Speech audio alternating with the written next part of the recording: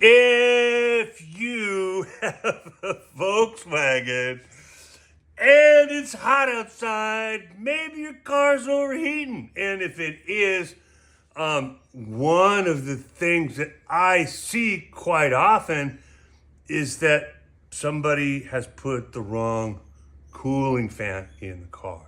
It's not moving enough air. So let me explain. There's actually more than two different cooling fans, but these are the two most prominent cooling fans: the early fan, the late fan. If you notice, the late fan is wider. It's gonna move more air. So dual port motors with the offset oil cooler, the doghouse style offset oil cooler off the fan shaft off the back. We looked at one of those the other day. They require more air because that fan is blowing the air to the cylinders, right? But it's also blowing it off through that offset cooler to be pumped out away from the cylinders so it doesn't dump hot air on your cylinder. So sometimes people just have a fan laying around the garage and put together their engine, and it may be the wrong one. Sometimes maybe somebody will go buy one at a swap meet.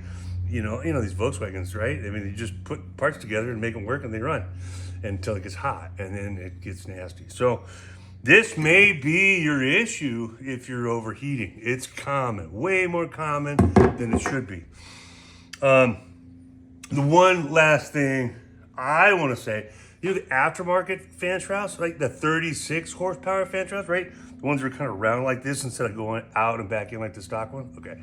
So even like the empty one and all the ones that I know of anyway, even if you have the early fan shroud without that offset for the doghouse, you could put a late model fan in the early 36 horsepower aftermarket fan shroud. So that may be of some help to somebody out there that has the old style cooling system, the single release, single port style cooling system.